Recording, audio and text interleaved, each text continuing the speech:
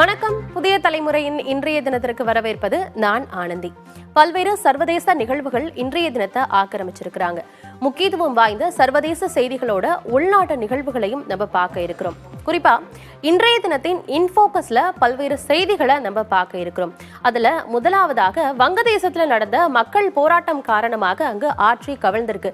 ஹசீனாவுடைய ஆட்சி கவிழ்ந்திருக்கு. அதுக்கு என்ன காரணம், அதனுடைய பின்னணி என்ன அப்படிங்கறதெல்லாம் நம்ம தொடர்ச்சியா பார்த்துட்டு இருக்கோம். இந்நிலையில அங்க ஹசீனாவுடைய ஆட்சி கவிழ்ந்திருக்கு. இது ஒரு புறம்னா, மற்றொரு புறம் ஹசீனா அவங்க நாடு வங்கதேச நாட்டில இருந்து வெளியேறிட்டாங்க. பிற நாடுகள்ல தஞ்சமடைறதுக்கு அவங்க முயற்சிகளை பண்ணிட்டு இருக்காங்க. குறிப்பா இந்தியா மற்றும் அதே போல லண்டன், இந்த இரண்டு நாடுகள்ல அவங்க தஞ்சமடைறதுக்கு வாய்ப்பு இருப்பதாக சொல்லப்பட்டு இருக்கு. ஆனா அது குறித்த உறுதியான தகவல் நமக்கு இன்னும் கிடைக்கல. இது குறித்தும் நம்ம விரிவா இன்னைக்கு இன்றைய தினத்துல பார்க்க இருக்கிறோம். இது ஒரு புறம்னா, மற்றொரு புறம் பல்வேறு காரணங்களால சர்வதேச சந்தைகள் இன்னைக்கு வீழ்ச்சியை கண்டிருக்கு. இது நம்ம இந்திய பங்குச்சந்தைகள்லையுமே எதிரொலிச்சிருக்கு. இந்திய பங்குச்சந்தைகள் நிப்டியும் சென்செக்ஸும் இன்னைக்கு சரிவை கண்டிருக்கு. அதுக்கு என்ன காரணம் அப்படிங்கிறதையும் நம்ம விரிவா பார்க்க இருக்கிறோம். அதே போல இஸ்ரேல் மீது ஈரானும் ஹிஸ்புல்லா அமைப்பும் தாக்குதல் நடத்த போறாங்க அப்படின்னு சொல்லிட்டு அமெரிக்கா ஒரு எச்சரிக்கையை கொடுத்திருக்கிறாங்க. இதனால சர்வதேச அளவில் இது ஒரு முக்கியமான பேசுபொருளாகவும் மாறி இருக்கு. ஒரு பதற்றமான சூழலையும் ஏற்படுத்தி இருக்கு. இது குறித்தும் விரிவாக பார்க்க இருக்கிறோம்.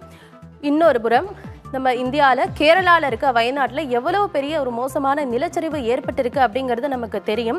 அங்கே இன்னும் மீட்பு பணிகளில் தொடர்ச்சியாக மீட்பு பணி வீரர்கள் தொடர்ச்சியாக ஈடுபட்டு இருக்காங்க.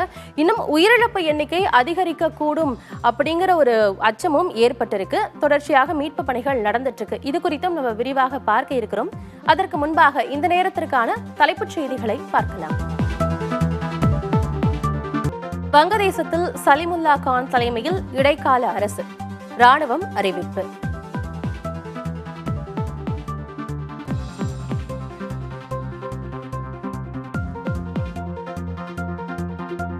உதயநிதிக்கு துணை முதலமைச்சர் பதவியா?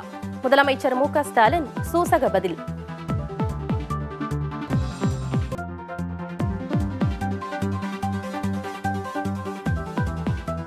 திருநெல்வேலி மாநகராட்சி மேயர் தேர்தல், திமுக தலைமை அறிவித்த வேட்பாளர் கிட்டு என்ற ராமகிருஷ்ணன் வெற்றி.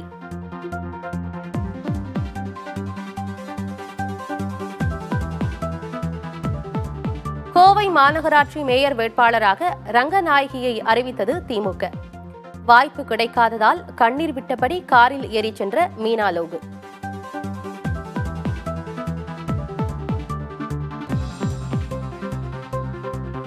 ஒலிம்பிக் டேபிள் டென்னிஸ் போட்டியில் இந்திய மகளிர் அணி காலிறுதிக்கு முன்னேற்றம். ருமேனியாவுக்கு எதிரான போட்டியில் 3-2 என வெற்றி.